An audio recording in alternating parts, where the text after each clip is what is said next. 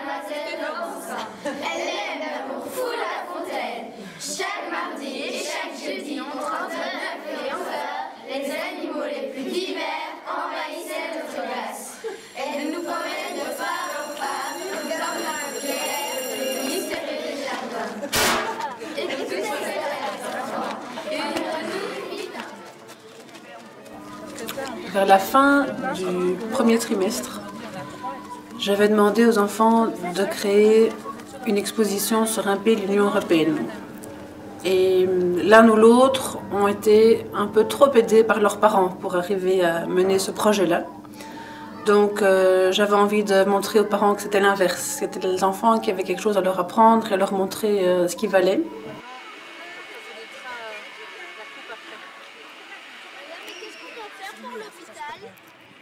Je me suis mis en tête que j'allais faire un projet avec ma classe, montrer à chacun ce qu'il valait, qu'il pouvait se dépasser, qu'il pouvait oser, qu'il avait tellement de choses à mettre en valeur par rapport à lui-même.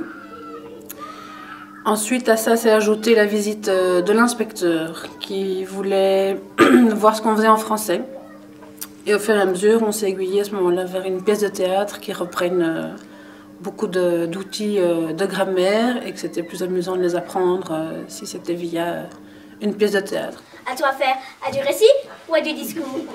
Voilà ce qui est fondamental d'enseigner. Pas la peine d'entendre plus. Mademoiselle, vous ne savez pas enseigner. Vous respectez aucune des consignes du ministère. Pour me lancer dans ce projet fastidieux, j'avais donc consulté la directrice pour lui demander d'abord son aval et lui dire que je voulais bien essayer, oser, mais sans foncer droit dans un mur. Donc elle m'a parlé de l'organisation de Captain. J'ai eu Christine, à qui j'ai tout de suite dit que j'étais très intéressée par les outils qu'ils proposaient, mais que je ne voulais pas me lancer à l'aveugle. Donc j'aurais aimé être un minimum accompagnée pour suivre vraiment un fil dont je puisse être sûre. En fait, Madame Stéphanie et une de ses amies qui s'appelle Vincienne sont venues une fois dans notre classe et ont commencé à nous parler d'un projet en nous amenant un livre sur Zurk et un sac avec toutes des affaires Captain. On a choisi de leur proposer différentes pièces de théâtre et puis la grammaire est une chanson douce. J'ai osé transmettre aux enfants un texte qui, au premier abord, était certainement difficile. Et j'avais envie de plutôt trop les stimuler que pas assez, donc on s'est lancé là-dedans. La grammaire est une chanson douce. La grammaire est une chanson douce. Douce la grammaire. Moi, au début, j'en pensais pas grand-chose, mais quand j'ai vu la pièce, je trouvais ça assez compliqué. Cette fois, notre chère tempête n'en riait pas. Elle frappait notre malheureux bateau de plus en plus méchamment. Elle jetait contre lui des montagnes liquides. Elle le précipitait dans des gouffres. La coque du paquebot craquait et tremblait, comme si la peur, une peur panique, s'emparait de lui. Mais d'abord qu'il y avait plein de mots compliqués et tout ça, et qu'au début, je trouvais pas ça très amusant de jouer les règles de grammaire. Ils étaient trois, un pou, un genou et un hibou.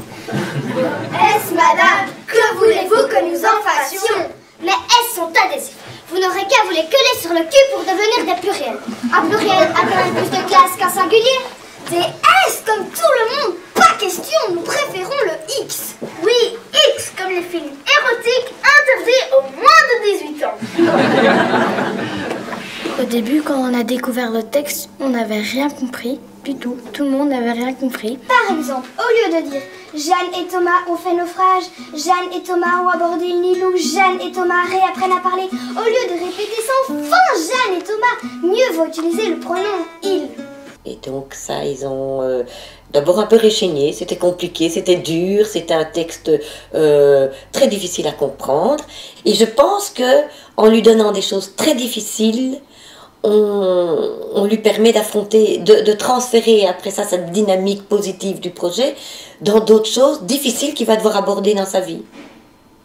Dans les autres classes, on ne faisait jamais des théâtres et on travaillait beaucoup.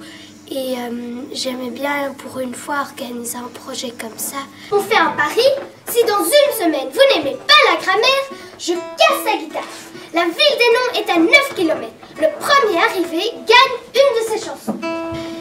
Et c'était bien parce qu'au début, moi, je n'osais pas du tout me lâcher, bouger et parler très fort. Mais après, ça a été... Il y a beaucoup de personnes qui m'ont aidé à faire des gestes et tout ça. Eh bien alors, vous sortez par l'hôpital, vous refaites le tour et vous revenez. Ok. Allez, on commence ça. Et vous, et alors pendant que eux partent par l'hôpital, vous entrez sur scène. Ok, allez. Ok, on essaye. Les enfants ont étudié le texte le plus possible, écouté, étudié, ils se sont appropriés le texte. On a fait beaucoup de travail sur la représentation, les images qu'ils avaient de chaque personnage. Beaucoup pensent comme moi, surtout les hommes d'affaires, les banquiers, les économistes. Les mots se battent entre eux, souvent. Et ils peuvent même assassiner comme les humains. Vinciane nous a, au tout début, aidé à partager les rôles, donner les caractères et le physique de chaque rôle.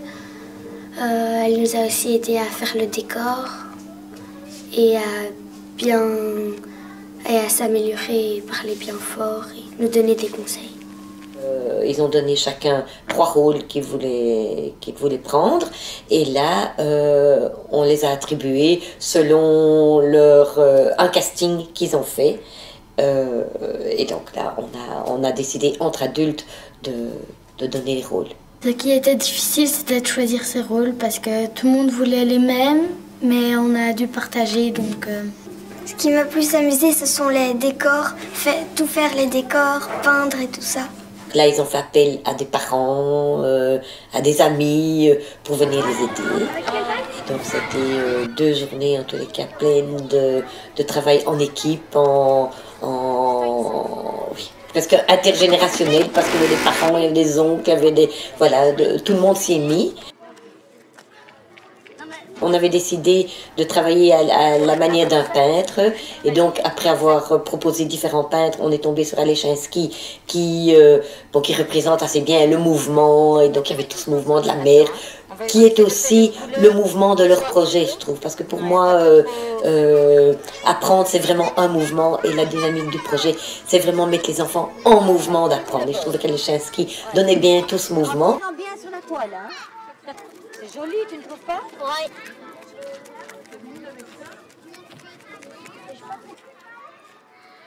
Je pense qu'il y a certains enfants qui ont vraiment complètement changé, qui ont pu montrer à travers ce projet des parts d'eux qu'ils ne peuvent pas nécessairement montrer dans une leçon de géographie, d'histoire, de mathématiques très traditionnelle, parce que là, voilà, on rend son savoir, on apprend, on effectue les exercices. Excrément de la terre. C'est dans ces mots que le lion parlait un jour au moucheron. L'autre lui déclara la guerre. Vous vous rendez compte? En si peu de lignes, dessiner si bien l'histoire. Vous la voyez, la grenouille envieuse, non? Et le moucheron chétif, vous ne l'entendez pas vrombir? Pardon, madame, mais que veut dire excrément? C'est de la merde, mon enfant. Pour mener ce projet, je voulais que chaque enfant y trouve sa place. Chaque enfant passe par un sentiment peut-être de crainte et d'angoisse et de se dire je n'y arriverai pas, pour à la fin pouvoir se dire mais c'est moi qui ai construit tout ce chemin-là, c'est moi qui suis arrivée à faire ça, j'ai des talents en moi que je connaissais peut-être pas, j'ai réussi à les montrer, maintenant il faut que je les garde. Sans encombre, locution adverbiale de sans encombre, milieu du 19e siècle d'encombré. Sans obstacle, sans ennui, sans incident. Voyage sans encombre, il venait de subir sans encombre son dernier examen, disait Flaubert. Le plus chouette, c'est de voir les autres jouer et nous faire aussi rigoler. Et faire le théâtre, c'est quand même aussi un peu rigolo. Donc, Ta langue va devenir plate et noirâtre comme notre poisson qu'on fait sécher au soleil. Et tu te bafferas de salive parce qu'il n'y aura plus rien à faire dans ta bouche. Madame Jargonos avait sa méthode, j'ai la mienne. Guirlandes de piment, tronçons d'espadon, de thon et de barracuda. Une chèvre déchiquetée, de langue, de foie, tout frais, tout frais. Allez, beignet de patates douces, pas cher, pas cher.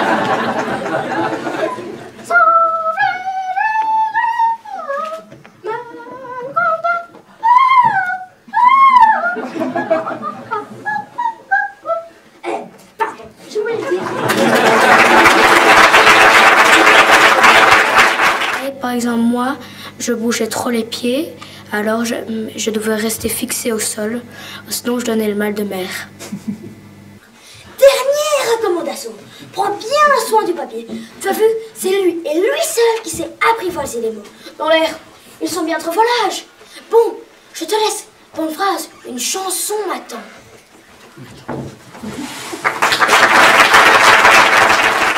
Ici, en fait, la surprise générale, c'est que je ne m'attendais pas à ce que ça prenne une telle ampleur, qu'on arrive à un tel niveau artistique, humain et pédagogique.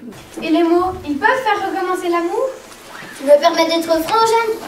Tu es grande maintenant, presque une adulte. Donc, je vais te dire la vérité. Pas toujours, Nian. Les mots peuvent pas toujours faire recommencer l'amour.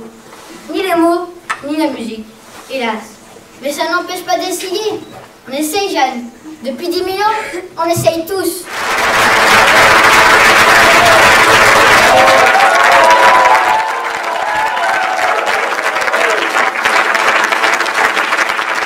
C'est pousser l'enfant vraiment jusqu'au bout de lui-même. Et je pense que le projet amène ça.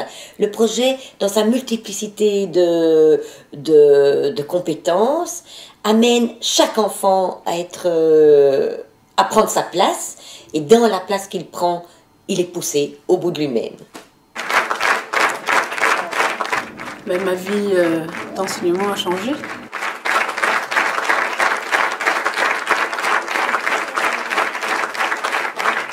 Je suis arrivée tellement loin que je ne pourrais plus revenir en arrière. C'est un peu comme une fois qu'on a la vie avec des enfants, on n'a plus envie de vivre celle sans enfants. Ici, j'aurais plus envie de vivre une année scolaire sans projet avec mes classes. Je ne sais pas dans quoi je m'engage, mais j'y ai pris goût en tout cas.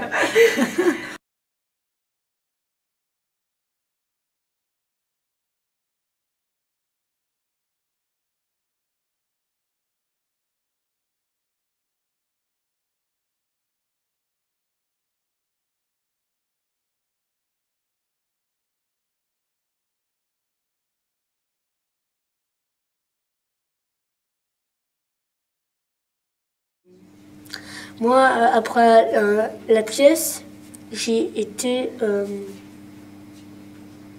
heureux, Soulagé, pleine de joie, gai, excitée, soulagée. je me sentais heureuse. C'est triste parce que moi j'aimerais bien refaire ce texte, mais